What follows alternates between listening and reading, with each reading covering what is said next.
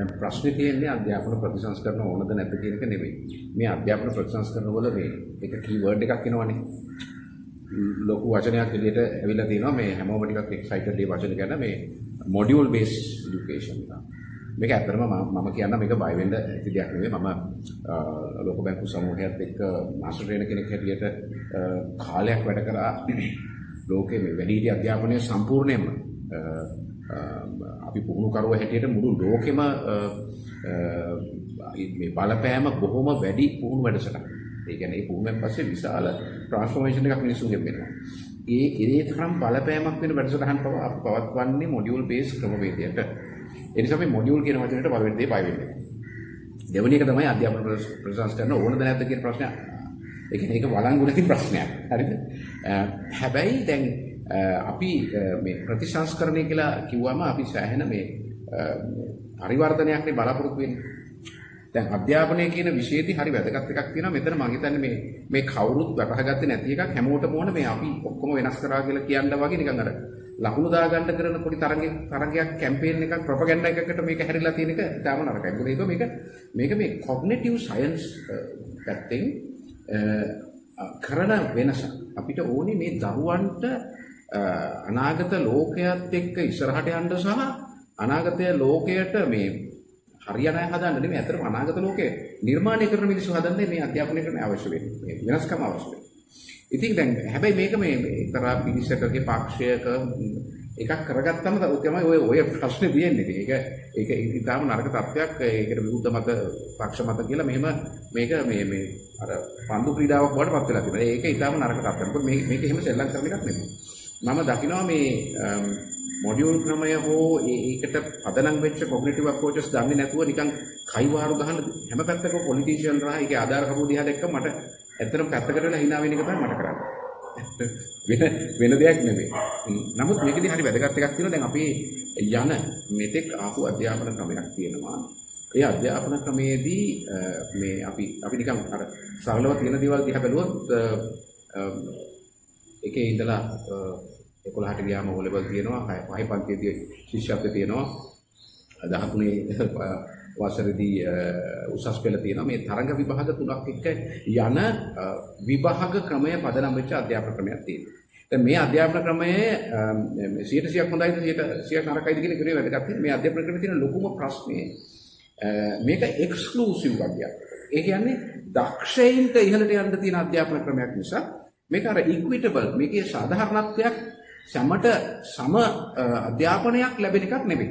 මේකෙන් ගොඩක් පිරිස මේ පිටමං කරන අධ්‍යාපනයක් තියෙනවා. ගොඩක් දරුවෝ පිටමං විශේෂයෙන් මගෙත් එක්ක අමනාපේ සමහරක් කරක මේ අධ්‍යාපන ක්ෂේත්‍රයේ විදුහල්පතිවරු අධ්‍යාපනඥයෝ නිර්මාණශීලී දරුවන් අධ්‍යාපනයේ නිර්පණ ක්‍රමයක් නේ.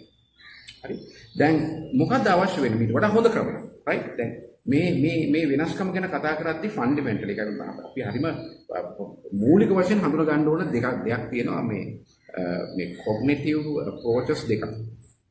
ඒ දෙක තමයි මේ අධ්‍යාපනයට වෙනසට මුල් වෙන්න ඕනේ. එකක් තමයි අපි කියනවා කන්වර්ජන්ට් අප්‍රෝච්. කන්වර්ජන්ට් අප්‍රෝච් එක කියන්නේ කන්වර්ජන්ට් තින්කින්. ඒ කියන්නේ යම් කිසි දෙයකට ફોකස් කරලා හිතීමේ හැකියාව. දැන් වෛද්‍යවරයෙක් වුණත් හිසේ කැක්කුමයි කියලා කිව්වම පැරසිටමෝල් බොන්න කියලා කියන්නේ ඒ හිසේ කැක්කුම ගත්තා ඒකට උත්තර.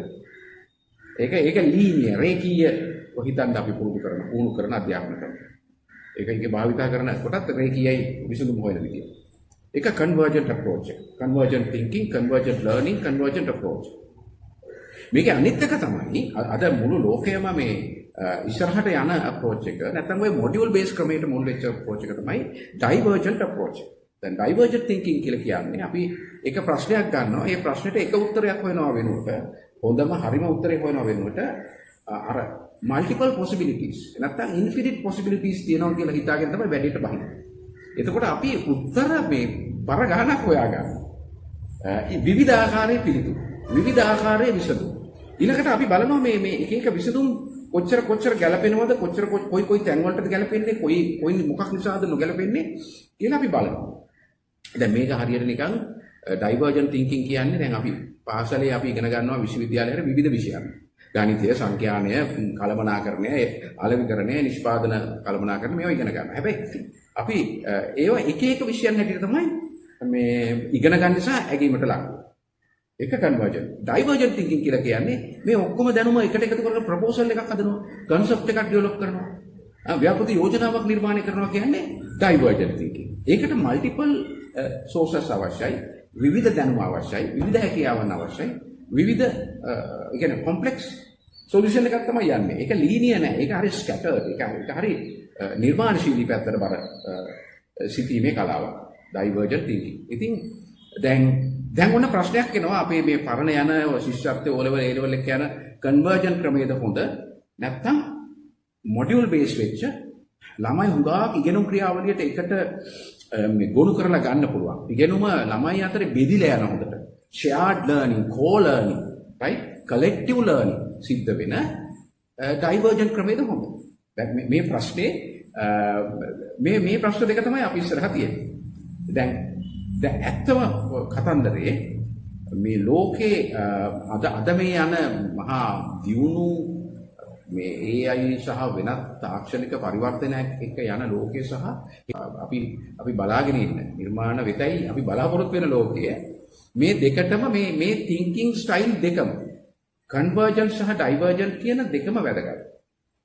දැන් උදාහරණයකට අපිට සිද්ධ වෙනවා මේ උදාහරණයකට අපි ගමුකෝ මේ රටේ මේ ෆ්ලඩ් ඇති වෙන එක මේ දේශගුණික විපර්යාස නිසා මේ ෆ්ලඩ් ඇති වෙන ප්‍රශ්නේ එකෙන් වෙන බලපෑම අඩු කරන්න.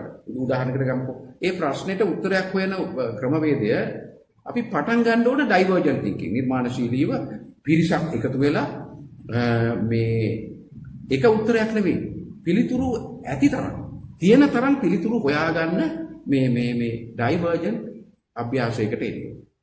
එතකොට ඩයිවර්ජන්ට් තින්කින් පාවිච්චි කරන්න ඕනේ. ඩයිවර්ජන්ට් ඉගෙනුම් ක්‍රමයක් පාවිච්චි කරන්න ඕනේ. ඩයිවර්ජන්ට් විදිහට අදහස් රැස් කරන ක්‍රමයක් පාවිච්චි කරන්න. ඊට පස්සේ අපි එහෙම හැකියාව මේ possibilities තියෙන ඉඩ කඩවල් බලලා හොයාගෙන විසඳුම් හොයාගෙන අන්න ඊට පස්සේ අපි කන්වර්ජන්ට් තින්කින් පාවිච්චි කරනවා. හරි 1 2 3 කියන විසඳුම් තුන වඩාත් බලවත්ම ඉහළම බලපෑමක් ඇති කරන විසඳුම් තුන තෝරගන්න සහ ක්‍රියාත්මක කරන්න. හරිද? දැන් එතනදී මොකද උනේ? ඩයිවර්ජන්ට් තින්කින් පටන් ගත්තා මුලින්. ඊට පස්සේ අපි කන්වර්ජන්ට් තින්කින් වලින් ඒක රේඛීය තැනකට ඉලක්කගත තැනකට යොමු කළා. දැන් ඒකනම් ප්‍රායෝගිකව හෙට ලෝකෙට අවශ්‍ය වෙන්නේ මේ තින්කින් ස්ටයිල් දෙකේම එකතුවක් නම් පාසලේ අධ්‍යාපනයේදී අපි පුරුදු කරන්න ඕන දරුවන්ව පුහුණු කරන්න ඕන මෙන්න මේ දෙකටම. අපි දැන් මෙච්චර කල් කරේ හැබැයි කන්වර්ජන්ට් විතරයි. ඒකෙන් වෙච්ච දෙයක් තමයි නිර්මාණශීලීත්වය බොහොම විශාල කප්පාදුකට ලක් වුණා. දරුවන් මේ දක්ෂයින්ට පමණක් ඉදිරියට යන්න පුළුවන් අධ්‍යාපනයක් නිර්මාණය වුණා. අදක්ෂයින් කියලා පිරිසක් නිර්මාණය කළා. මේ වැරදි අධ්‍යාපන ප්‍රතිපත්තිය මේ ප්‍රධාන කොග්නිටිව් අප්‍රෝච් දෙක ගැන හිතන්නේ නැතුව මේක වෙනස් කරපු නිසා කලින් කාලේ. දැන් සම්දිස්ථානයකට අවිල්ලා ඉන්නෝනේ දැන් අධ්‍යාපන ප්‍රොසෙස් කරන. දැන් මම කියන්නේ මේක එකවර වෙනස් කිරීම වහාම නවත්තන්න. මේක එකවර සියලු දේ පරිවර්තනය කරන එක බොහොම වැරදි අප්‍රෝච් එකක්. ගිහිපු ක්‍රමයක් අපි ක්‍රමිකවයි වෙනස් කරන්න ඕනේ. ඒක. දෙවෙනි එක මොඩියුල්ද අරකද මේකද කියලා මේ වචනයක් අල්ලගෙන දඟලන එක නවත්තන්න ඕනේ. තුන්වෙනි එක තමයි මේක මේ පොලිටිෂියන්ලා මේ ගැන මෝඩ කතා කියන එක දෙපාර්ශ්වයේම කතා කරන එක නවත්තලා මේක විද්වතුන්ට බාර දෙන්න.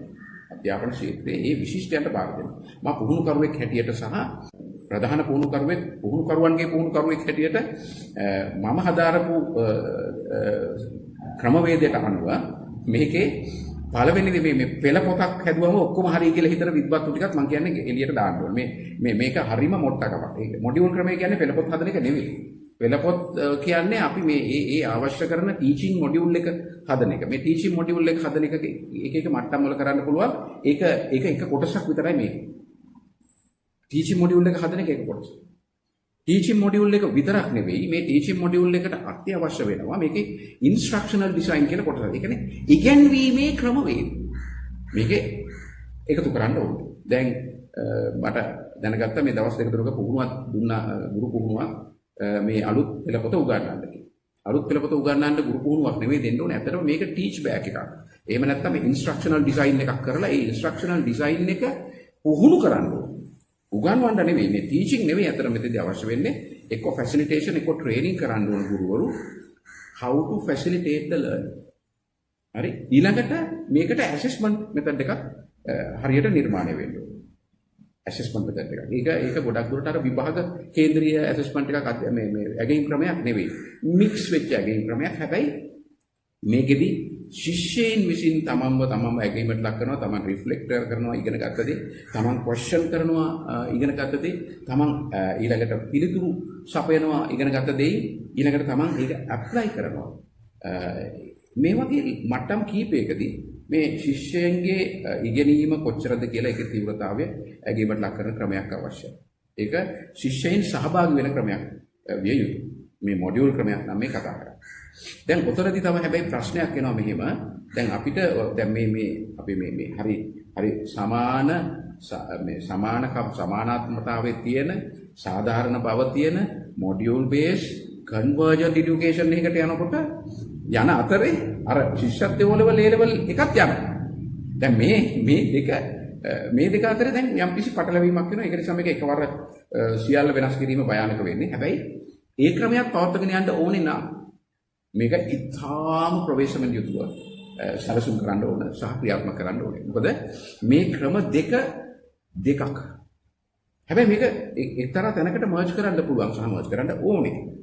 හැබැයි අපි කන්වර්ජන්ට් thinkers කියන්නේ සයන්ටිස්ට්ලා වගේ එක දෙයකට විශේෂඥතාවයේ තියෙන විද්‍යාඥයන් බිහි කරන එක කන්වර්ජන්ට් thinkers.